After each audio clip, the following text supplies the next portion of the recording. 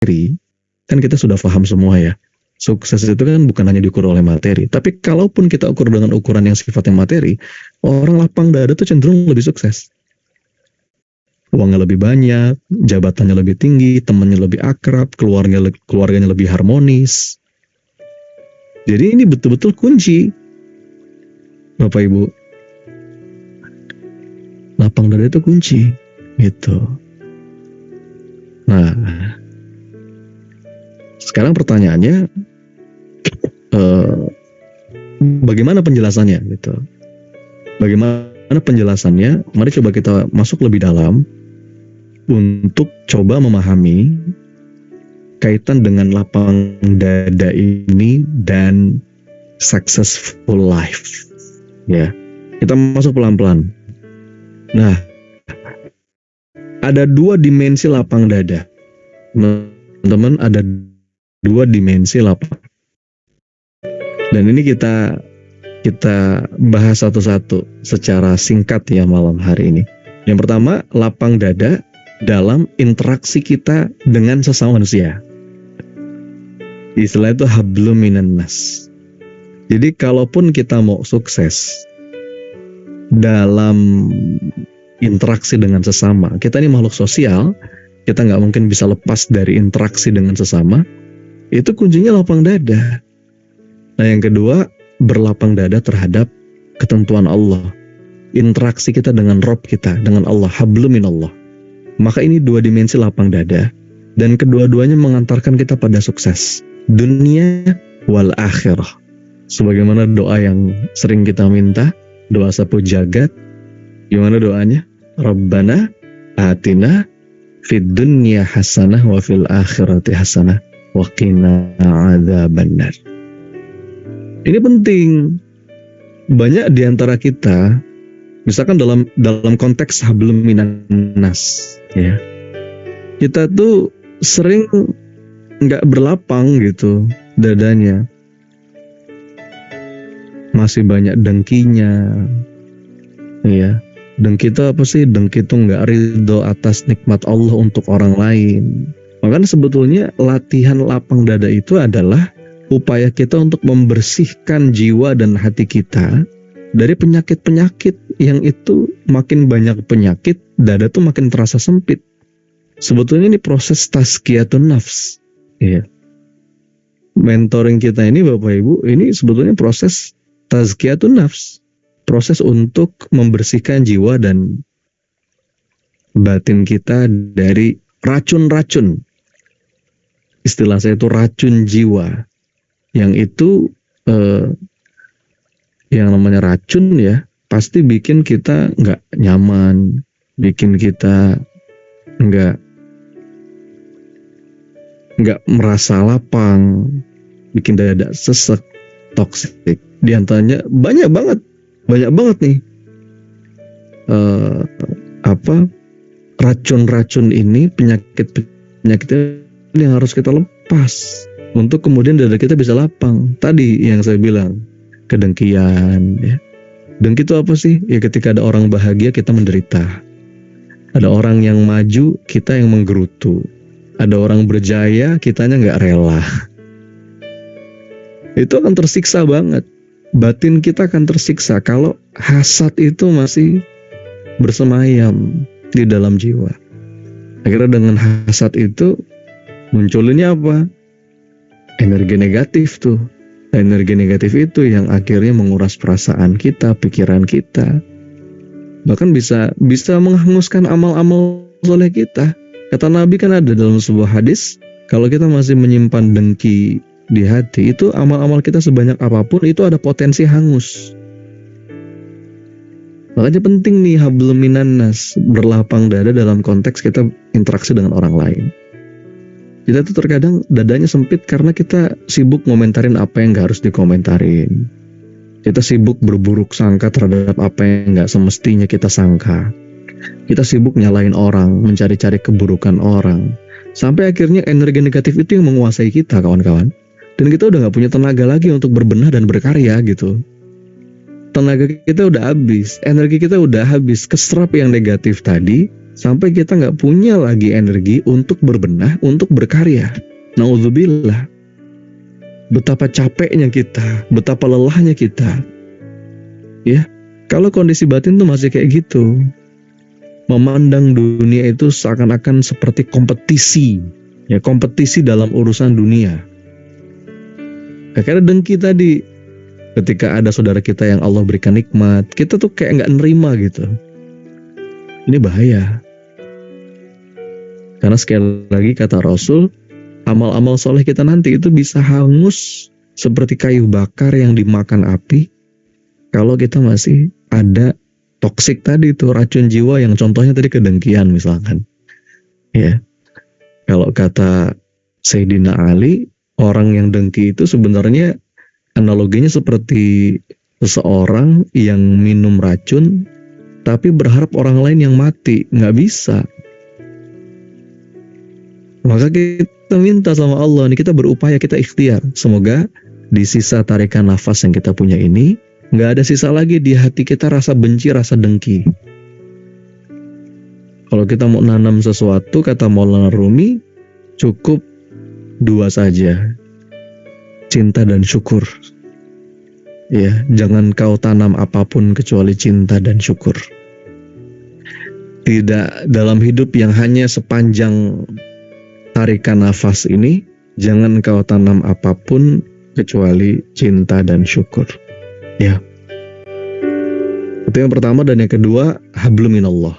Dimensi kedua, bagaimana kita bisa berlapang dada terhadap ketentuan Allah. Ini kalau ini sudah sering saya bahas ya. Tapi kita akan coba kupas sedikit malam hari ini. Nah, sekarang kita mulai dari hablum minanas dulu nih, teman-teman. Bagaimana lapang dada?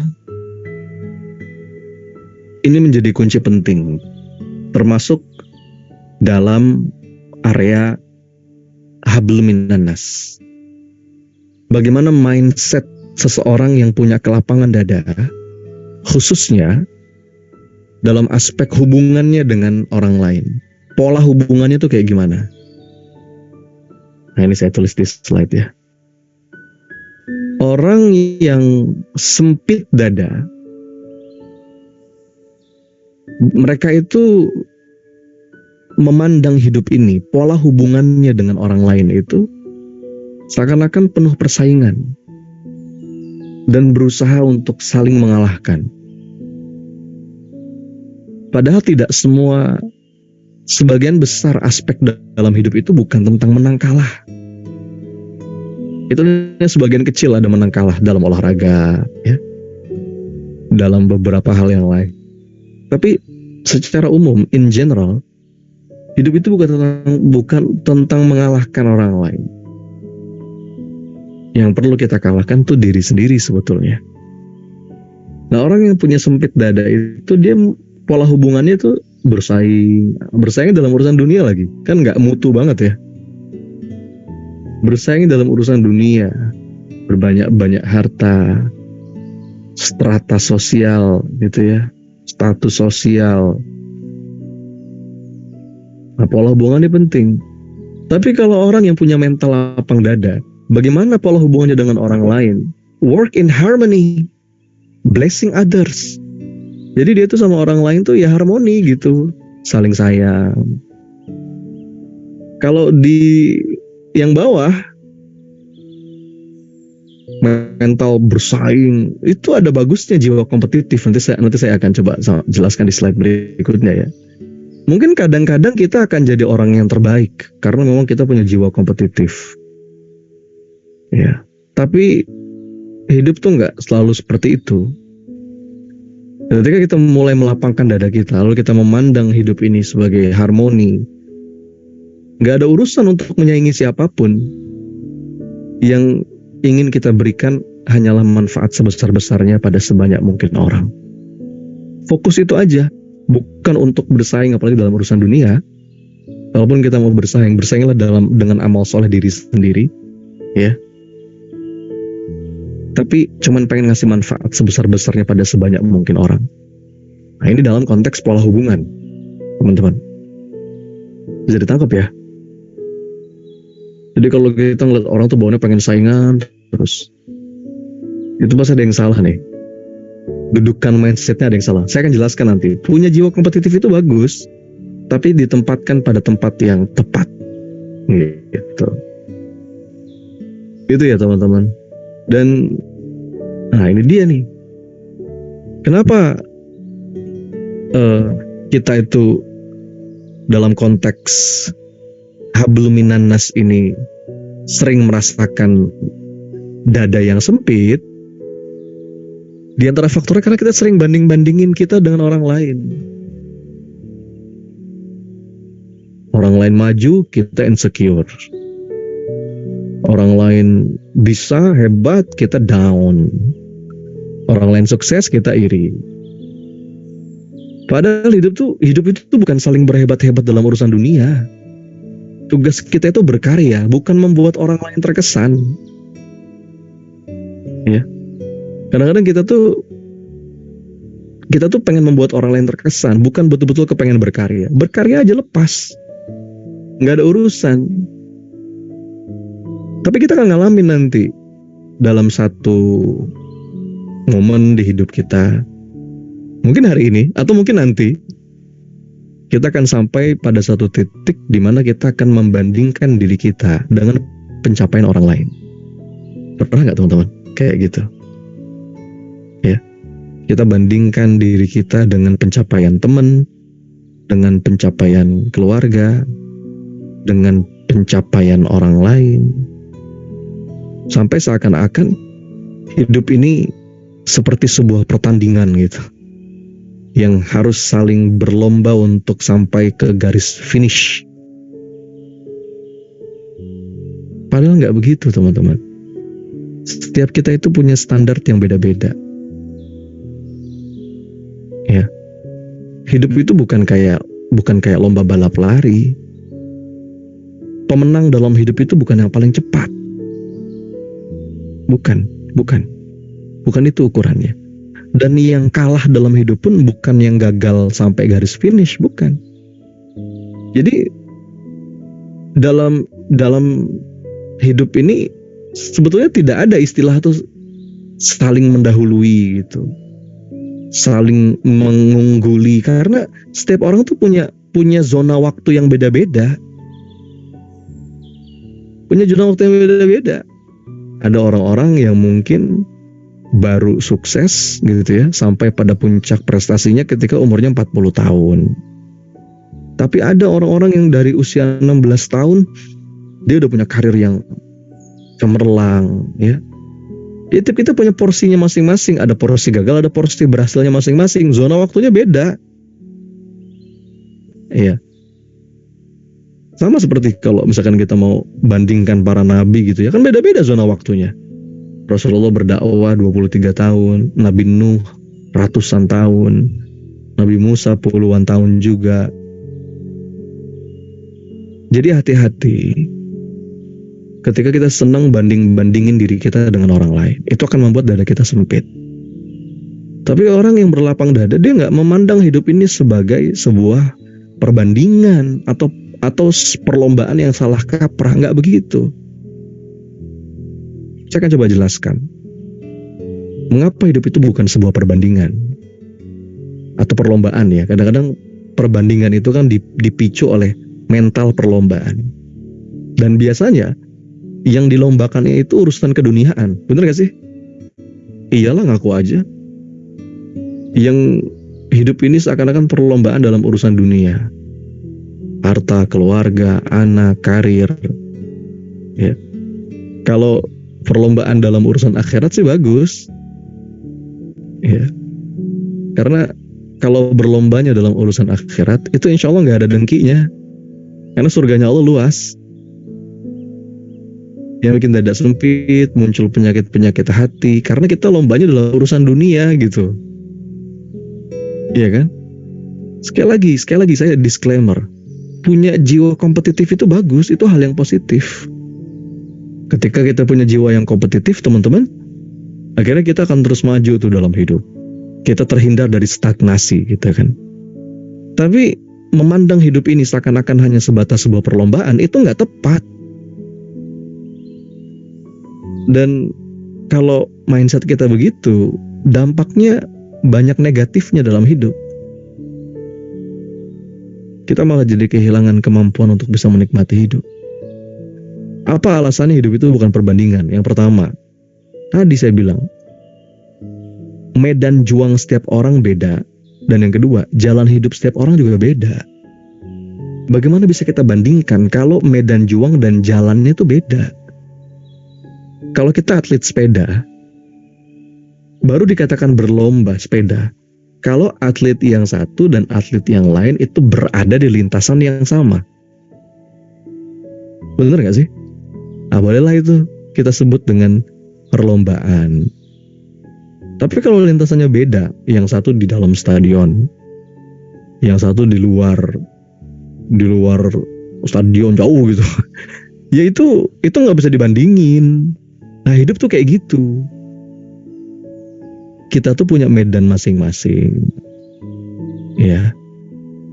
Itu apa-apa yang terjadi dalam hidup saya belum tentu terjadi dalam hidup Anda. Betul nggak Bapak Ibu? Begitu pula sebaliknya. Apa-apa yang Anda alami belum tentu saya alami. Jadi medan juangnya beda-beda, jalan hidupnya juga beda-beda.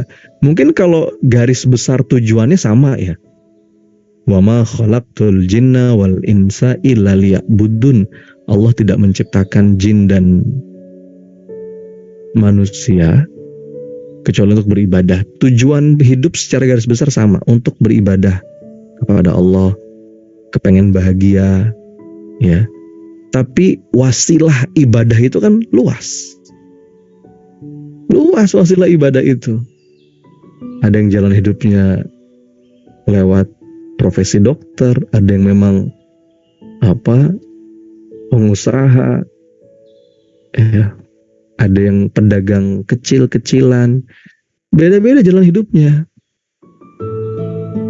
Makanya pintu surga tuh banyak. Wasilah ibadah itu sangat luas dan banyak, beragam. Ya, ada orang bisa masuk surga mungkin karena sedekahnya. Allah karuniakan banyak harta. Tapi ada orang yang justru masuk surga karena sabarnya. Ada orang yang masuk surga karena keluarganya harmonis gitu ya. Atau ada juga dari jalan yang lain. Jadi kesimpulannya jalan hidup setiap orang beda-beda. Jadi nggak bisa kita katakan hidup ini sebuah perbandingan atau perlombaan. Nggak bisa.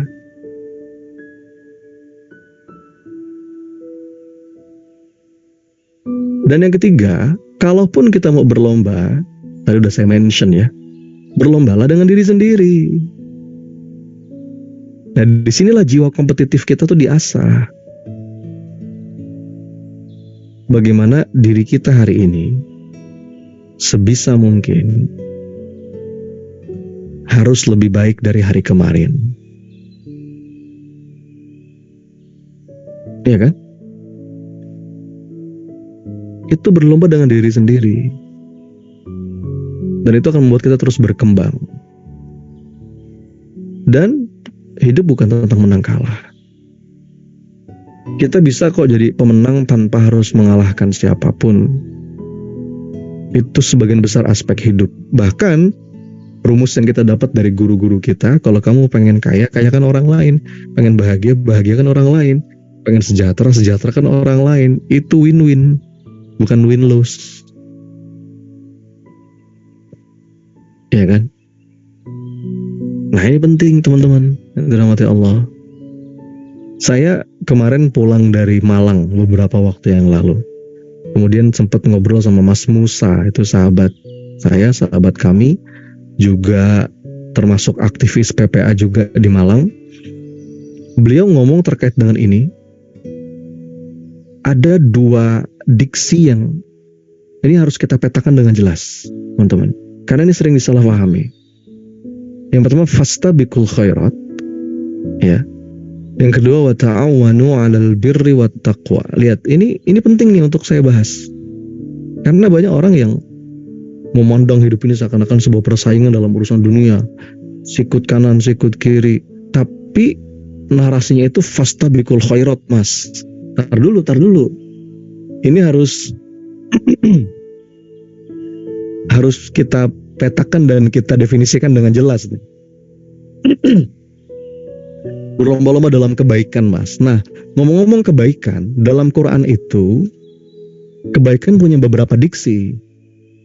Nah, yang pertama al-khair. Nah, ini nih, al-khair dalam kalimat fastabiqul khairat.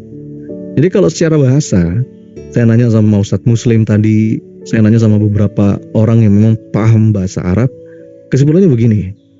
Al-khair itu adalah kebaikan yang lebih pada sifat itu pribadi, bukan community, tidak selalu bersifat umum. Ini al-khair itu terkait tazkiyatun nafs, ibadah personal gitu loh.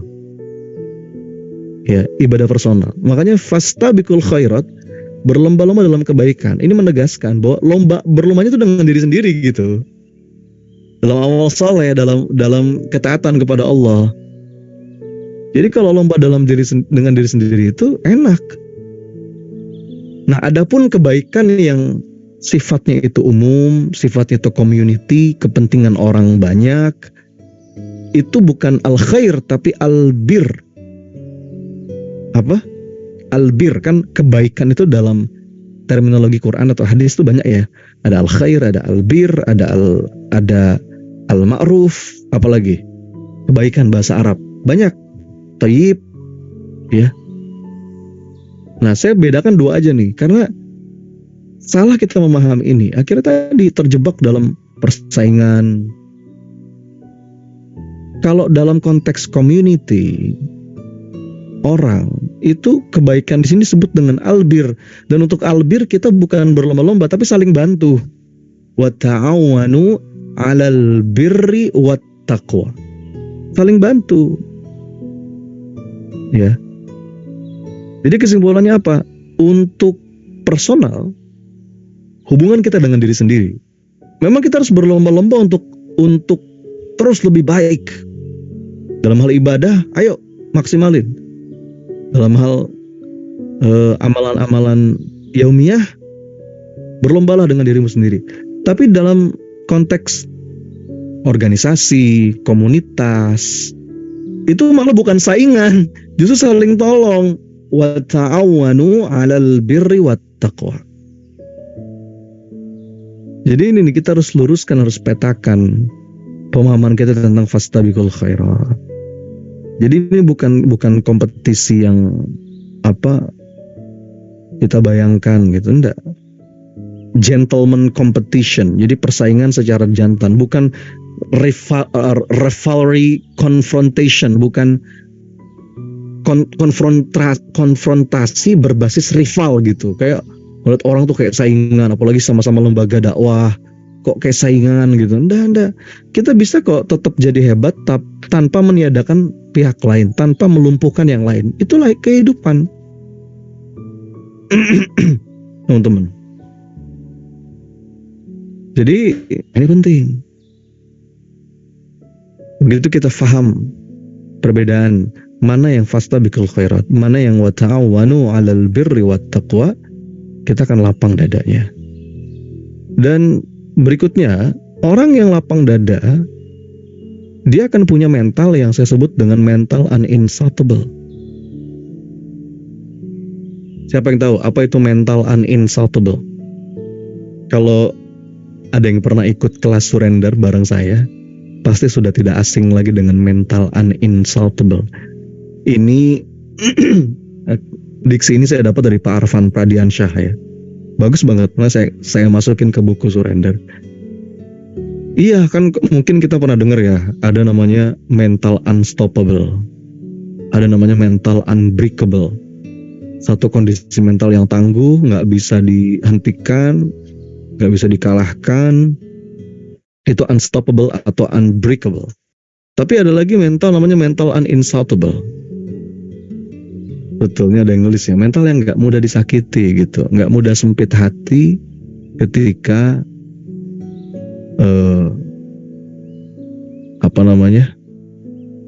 hal-hal yang berat itu hadir dalam hidup kita.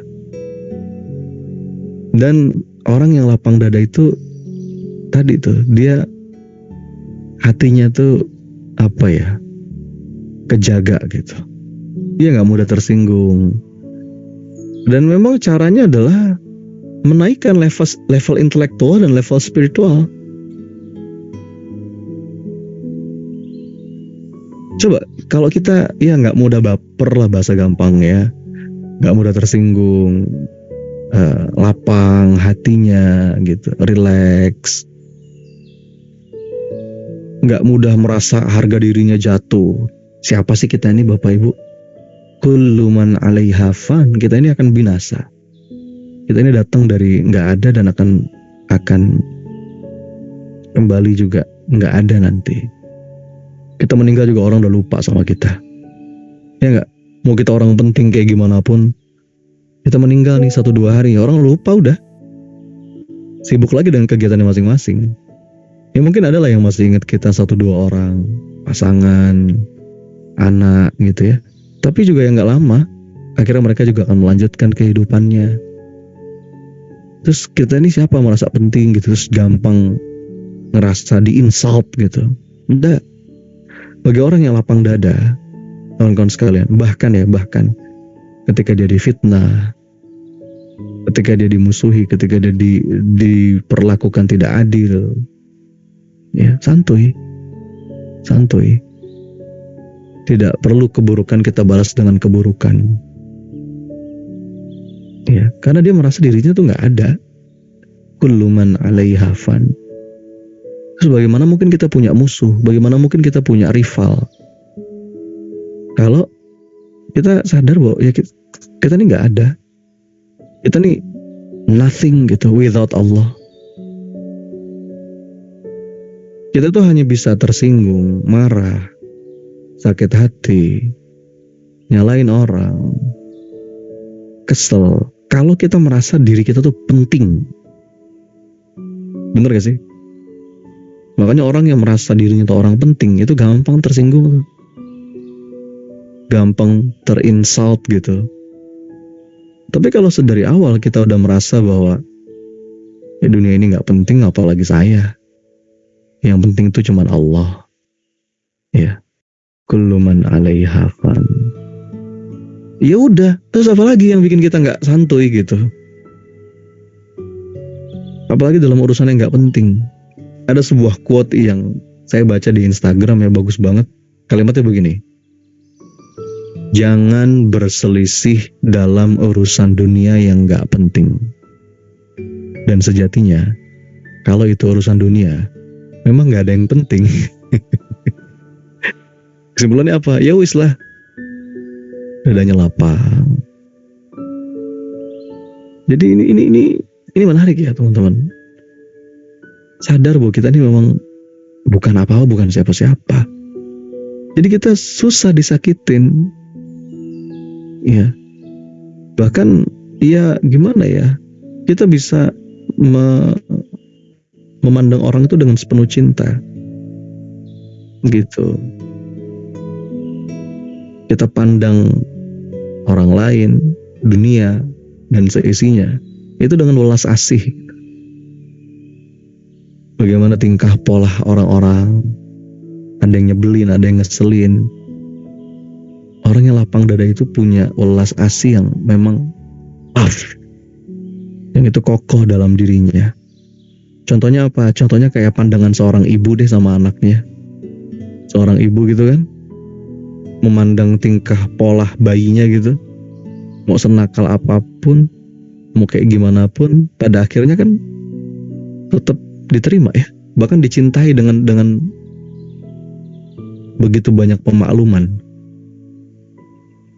Jadi cobalah, ini ada prakteknya nih, cobalah mulai hari ini kawan-kawan sekalian, kita pandang semua orang, termasuk orang-orang yang mungkin kita nggak suka, kita pandang mereka seakan-akan ya seperti pandangan seorang ibu pada bayinya.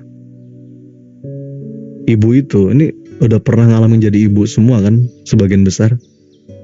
Siapa aja yang pernah ngalamin jadi ibu, anaknya udah berapa, bahkan ada yang sudah punya cucu mungkin ya. Kita sudah punya experience itu kok. Ibu itu ya, walaupun bayi itu kan dibelai sama si ibu, dia malah nendang, bayinya itu disusuin malah gigit, malam-malam ngompol, ya dikasih makan malah muntah ke baju ibunya.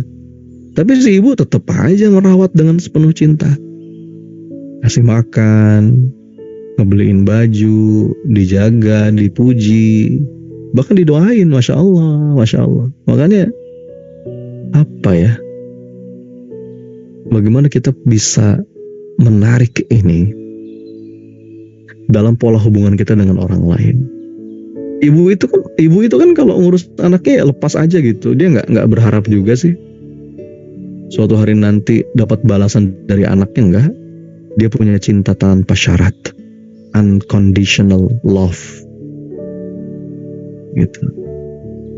Jadi dadanya lapang, dia punya mental namanya mental uninsultable. Dia itu mudah maafin orang. Apa sih yang bikin kita sulit maafin, teman-teman? Apa yang bikin kita sulit memaafkan orang? Alasannya apa?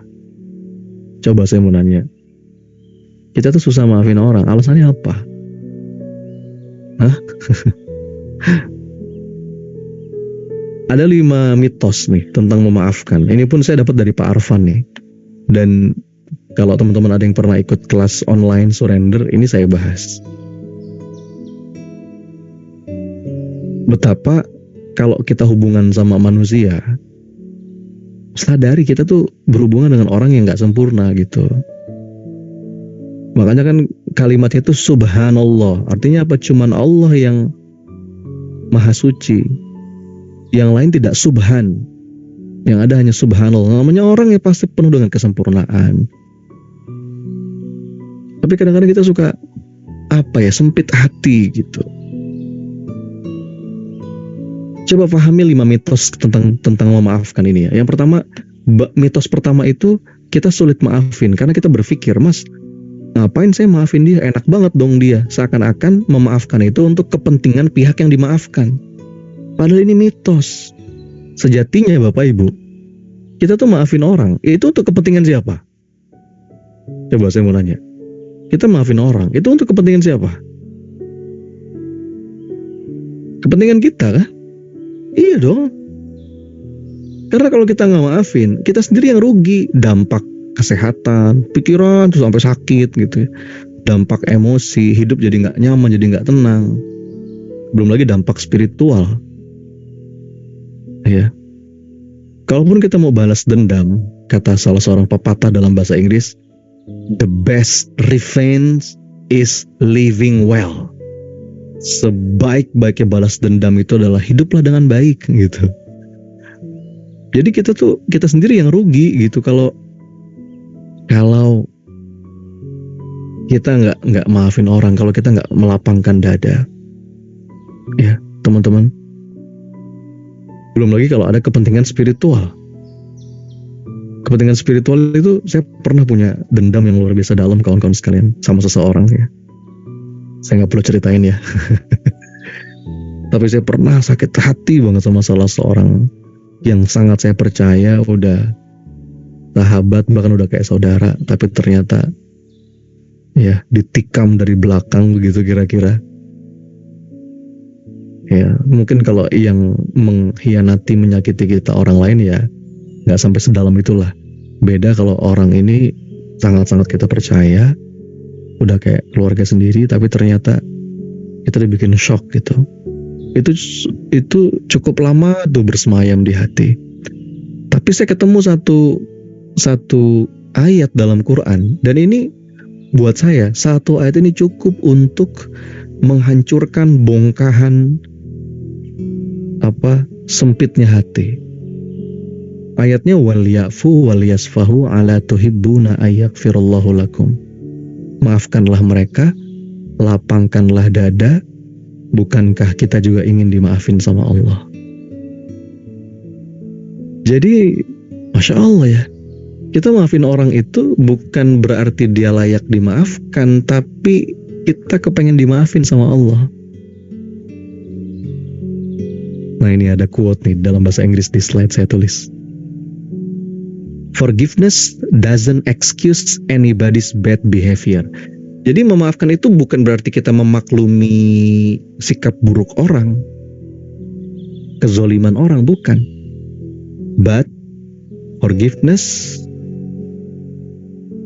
prevent your heart from being destroyed by that behavior.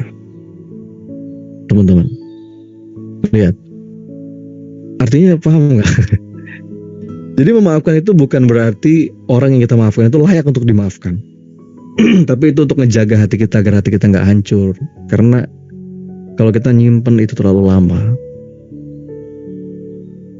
dampak negatifnya banyak dalam hidup. Apalagi dijanjiin sama Allah, udah maafin, lapangkan dada. Kan kamu juga pengen dimaafin sama aku. Aduh, jadi kalau kita makin merasa banyak dosa, harusnya makin mudah maafin orang. Ya, itu Quran surat An-Nur kalau saya nggak salah. Ya, waliyafu waliyasfahu ala tuhibbuna ayaghfirullahu lakum. Jadi ada rasa sakit yang kita rasa, mungkin ada rasa berat. Semoga ya Rabb ini jadi penggugur dosa hamba ya Allah. Ya, dia penggugur dosa hamba ya Allah. Itu mitos yang pertama. Mitos yang kedua, kadang-kadang kita berpikir memaafkan itu sama dengan melupakan. Tidak. Perintahnya itu memaafkan, bukan melupakan. Ya, lupa mungkin nggak bisa lupa ya. Tapi secara emosi sudah kita detach gitu, udah nggak melekat lagi. Kita tidak melupakan kejadiannya, tapi rasanya udah kita lepas. Lalu mitos yang ketiga, memaafkan itu baru bisa kita lakukan setelah orang itu minta maaf. Ini juga mitos. Itu namanya kita menggadaikan kebahagiaan kita pada orang lain. Ya. Menyerahkan kendali kita kepada orang lain. Enggak kok, untuk bisa memaafkan cuma butuh satu pihak. Siapa? Kita. Lalu ada lagi proses mitos yang keempat. Mas, saya nggak mau maafin, kenapa? Enak banget dia. Kalau saya maafin nanti dia lepas dong dari hukuman. Enggak. Ini dua kafling yang berbeda ya. Memaafkan itu proses psikologis, bukan proses hukum. Ya. Hukuman Allah, hukuman negara, hukuman masyarakat itu bisa tetap terjadi tuh kalau si yang bersangkutan nggak taubat. Tapi dari kitanya secara psikologis sudah rilis. Kita yakin udahlah, semua ada balasannya. Allah mencatat, Allah maha detail. Pasti nggak akan tertukar. Ya. Kalau saya ngasih air susu, nanti Allah balas lagi air susu dari jalan manapun. Dibalas sama air comberan, nanti air comberannya juga akan balik lagi dari jalan manapun kalau nggak segera taubat. Lalu mitos yang terakhir, seakan-akan memaafkan itu adalah menunjukkan kelemahan kita, kebodohan kita. Enggak, justru sebaliknya. Dengan kita memaafkan, berlapang dada, itu menunjukkan kita kuat dan kita tidak mudah dilukai. Mental uninsultable tadi.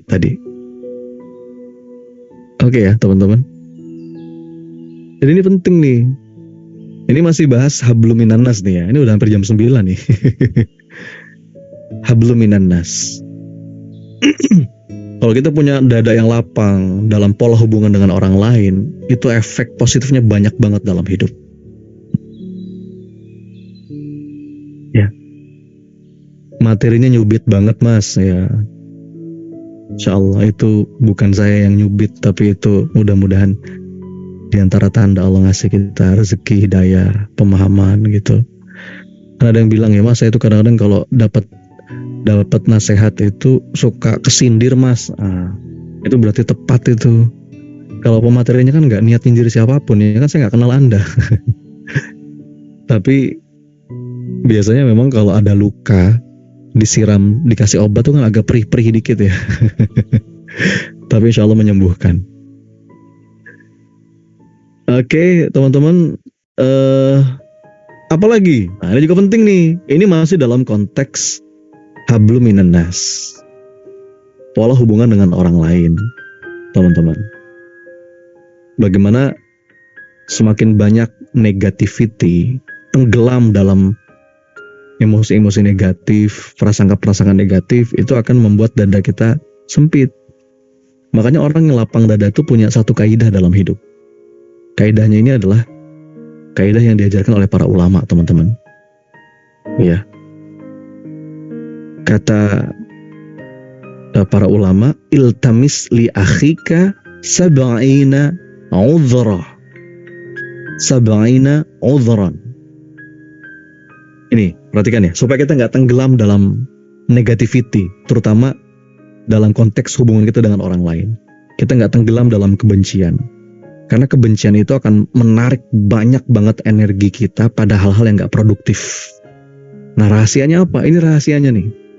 Kata para ulama, kalau datang satu kabar kepadamu, satu informasi tentang saudaramu, ada sesuatu yang kamu gak suka, sesuatu yang kamu ingkari, carilah uzur, alasan, 70.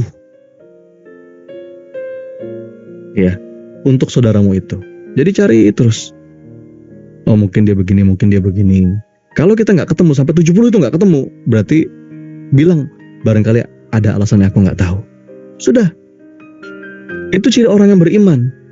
Kata para ulama, orang beriman itu, seorang mukmin itu, dia selalu memberi alasan, mencari uzur kepada saudaranya. Sedangkan orang munafik itu selalu mencari kesalahan saudaranya. Cari, jaga baik sangkanya. Orang yang lapang dada dalam hubungannya dengan orang lain, dia punya kaidah penting, yaitu berusaha baik sangka dulu sama orang. Gitu ya. Cari, oh ada kabar nih, saudara kita melakukan suatu dosa besar. Kita dengar saudara kita terpleset oleh satu kesalahan. Kita mendengar bahwa saudara kita khilaf. Ya. Maka subhanallah, kita diajarin oleh para ulama, sampai kabar itu nyata benar adanya, atau memang betul-betul dia terjatuh dalam sebuah kesalahan, cari 70 alasan. Cari satu alasan, oh mungkin dia begini, kenapa dia terjatuh. Kalau kita nggak ketemu alasan yang pertama, cari alasan yang kedua. Oh mungkin dia begini-begini, sampai dia terpeleset. Nggak ada lagi, cari yang ketiga. Ya. Oh, kayaknya saya pernah kenal dia, mungkin ini yang bikin dia begini. Gak ketemu lagi, 4, 5, 6, 10, 12, 15, 20, 70 kata para ulama. Cari alasan buat saudaramu. Ini bukan berarti kita mengizinkan dia salah. Enggak, salah ya salah aja. Salah ya salah aja. Ya, justru kita ngebantu dengan baik sangka seperti ini, mencari alasan. Kita berusaha narik saudara kita itu supaya gak terjerembab dalam lubang. Kalau ada orang salah kita tinggalin, ya makin senang setan kan. Ini lapang dada nih dalam konteks hubungan kita dengan orang, gitu kan. Ada kabar buruk kita langsung reaktif, padahal itu cuma isu. Atau kalaupun benar juga tidak sepatutnya kita terlalu tadi menyempitkan hati, ya, jadi kompor meleduk gitu kalau bahasa Betawinya. Dan kadang-kadang kalau udah cerita itu banyak penyedap rasanya, nah ini bahaya. Orang yang lapang dada sadar, yang namanya anak Adam itu tidak terlepas dari salah, dan sebaik-baik orang yang bersalah adalah orang-orang yang bertaubat. Kalau kata Ustadz Lukman, semua masih skor sementara. Boleh jadi yang sekarang salah, suatu hari taubat, husnul khatimah. Yang sekarang sepertinya di jalan kebaikan, tapi terpleset, itu bisa su'ul khatimah, na'udzubillah. Itu ya teman-teman. Dan kalau kata Imam Hasan Al-Basri, berbahagialah orang-orang yang sibuk dengan aibnya sendiri sampai dia gak sempat memperhatikan aib orang lain. Jadi udah sibuk ngebenahin dirinya, ya, sibuk dengan aibnya sendiri, dia nggak sempat memperhatikan aib orang lain. Ketika ada kabar tentang orang lain, ya, dia katakan, dia batasi dirinya, kemudian dia bilang, mohon maaf, saya juga punya aib, saya juga punya kesalahan, bukan wilayah saya yang ngurusin sampai sejauh ini. Saya lagi sibuk minta sama Allah, Allahumma astur aurati wa amin rawati. Ya. Jadi apa ya? Kalau kita punya mental seperti ini kawan-kawan sekalian, hidup tuh indah. Gitu. Itulah kenapa tuba liman syaghalahu aibuhu an uyubin nas. Dalam hubungan kita dengan orang lain, dada kita lapang. Dakwah kita akan sepenuh cinta. Gitu. Dan ini perlu kita latih. Sampai sini bisa ditangkap ya kawan-kawan ya. Saya nggak kecepatan kan ya. Ini baru yang habluminan nas nih, belum yang habluminallah. Tapi kalau habluminallah saya udah sering bahas ya. Jadi ya begitulah. Mudah-mudahan pesan yang saya sampaikan ini bisa diterima dengan baik ya, atas izin Allah. Dan untuk urusan hablum minallah sederhana aja. Intinya kita itu bisa berlapang dada dalam konteks hubungan kita dengan Allah ketika kita pindah zona dari zona nafsu pada zona berserah. Orang yang lapang dada itu kan kuncinya berserah. Masih ingat beberapa pertemuan yang lalu, ingredients dari lapang dada itu iman yang melimpah dan keberserahan yang indah. Washrah suduraha bifaidil imani bik wa jamilit tawakkulli alaik. Nah, gitu. Qul huwa rahmanu amanna bihi wa alaihi tawakkalna. Bedanya apa sih zona nafsu sama zona berserah? Kalau di zona nafsu itu ciri-cirinya ya, kondisi hati kita tuh penuh dengan kecemasan. Semuanya harus serba sempurna, obsessive controlling gitu. Semua harus sesuai dengan keinginan. Ya.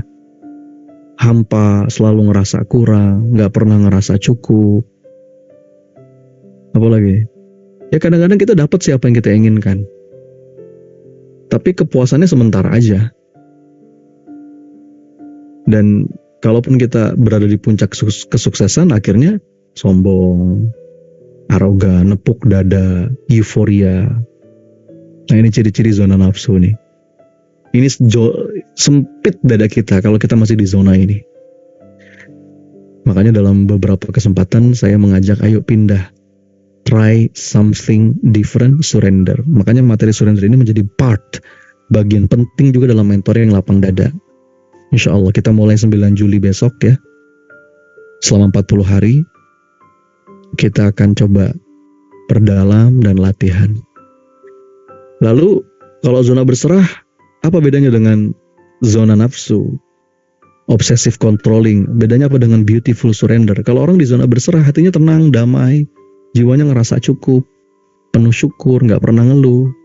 Karena dia bisa betul-betul menemukan berbagai macam keindahan yang Allah karuniakan dalam hidupnya. Syukurnya itu bukan cuma di mulut tapi juga sampai ke tulang-tulang ya. Istilah guru saya gratitude to the bone ya. Syukur yang sampai ke tulang-tulang gitu. Ya. Dan dalam hidupnya dia akan merasa selalu dapat yang lebih baik dari apa yang dia inginkan. Kalaupun dia menemukan sukses, dia akan ngerasa tenang. Dia akan ngerasa rendah hati, humble gitu. Teman-teman itu rahmati Allah. Begitu ya. Mudah-mudahan nggak terasa nih 1 jam lebih.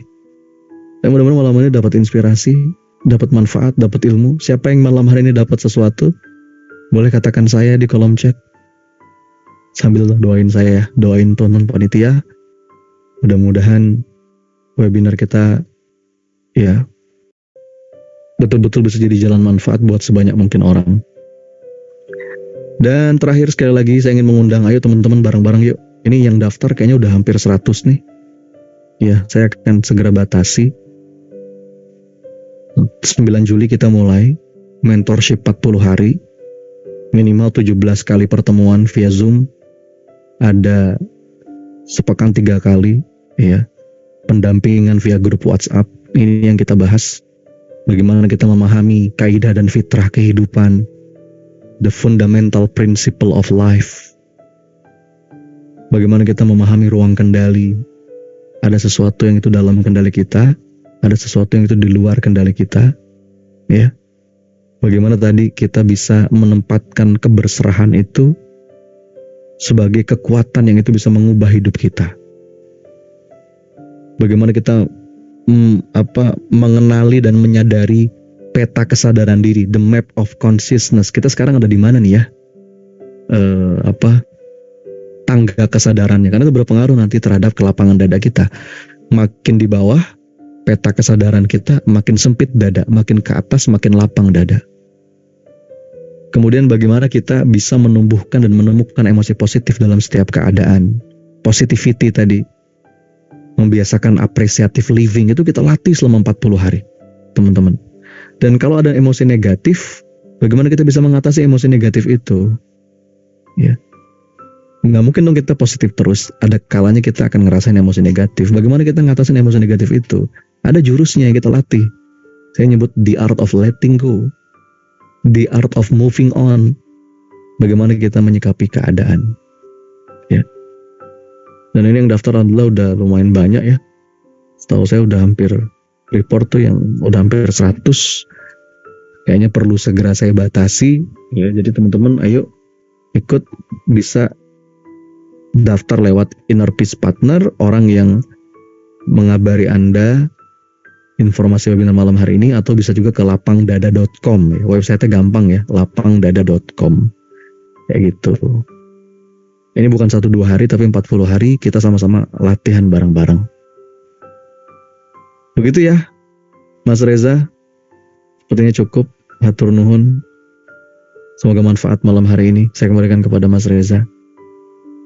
Assalamualaikum warahmatullahi wabarakatuh. Waalaikumsalam warahmatullahi wabarakatuh. Syukran, jazakallah khair Mas Sani Abikim. Masya Allah. Speechless nih kalau anak pribadi. Teman-teman gimana rasanya? Boleh dong di-sharing 1-2 kata apa yang dirasakan dari apa yang sudah dibawakan dari Ustadz Sani barusan. Masya Allah ya. Daging banget. Masya Allah. Sama-sama kita doain ya, doain guru kita, Mas Soni dan keluarganya. Semoga selalu Allah jagain niatnya dalam terus menebar kebaikan, semakin bermanfaat buat banyak umat gitu ya. Jagain anak-anaknya, jagain orang tuanya. Masya Allah. Beliau salah satu ya guru kehidupan buat saya nih, Masya Allah. Yang membawa saya dari kegelapan menuju cahaya nih beliau. Makanya saya nggak ragu buat ngajak teman-teman ikut program mentorship 40 hari insya Allah dibersamai ya, dengan Zoom dan grup WhatsApp. Tadi Mas Soni udah menjelaskan dengan detail. Dan bisa segera hubungi Inner Peace Partner yang ngajak teman-teman ke webinar Zoom malam hari ini. Atau tadi cek ke lapangdada.com. Beneran deh. Nanti hasilnya akan dirasakan sendiri gitu. Saya aja nih yang gak intens banget dibimbing sama Mas Soni, Masya Allah. Saya ngerasanya biasa aja, tapi orang sekitaran tuh kayak, kok Reza sekarang jadi kayak gini gitu Mas. Terheran-heran, Masya Allah. Berkah buat antum Mas Soni, Masya Allah. Itu mungkin ya untuk malam hari ini. Pokoknya ditunggu ya, 40 hari nanti kita belajar bareng di lapangdada.com. Langsung aja ke websitenya, dan atau hubungi Inner Peace Partner yang mengajak teman-teman ke seminar malam hari ini. Nah, ini ada flyernya juga di layar, boleh di screen capture dulu bagi yang tadi belum sempat gitu ya. Insya Allah tanggal 9 kalau niat kita udah tulus, Allah ridho gitu ya. Ya Allah izinkan lah, sebagaimana malam hari ini kan Allah izinkan kita bisa hadir pada malam hari ini gitu. Barakallah semuanya. Itu saja mungkin ya teman-teman semua untuk malam hari ini. Yuk sama-sama kita tutup pertemuan malam hari ini dengan mengucapkan hamdalah. Alhamdulillah rabbil alamin. Alhamdulillah rabbil alamin. Istighfar terbaik yuk. Astagfirullah. Astagfirullah. Astagfirullah. Astagfirullah. Tutup dengan doa kafaratul majelis. Subhanakallah wa bihamdika asyhadu an la ilaha illa anta astaghfiruka wa atubu ilaik. Barakallahu fikum. Wassalamualaikum warahmatullahi wabarakatuh. Waalaikumsalam warahmatullahi wabarakatuh. Turun kawan-kawan sekalian. Sampai jumpa di mentorship ya. Barakallahu fikum.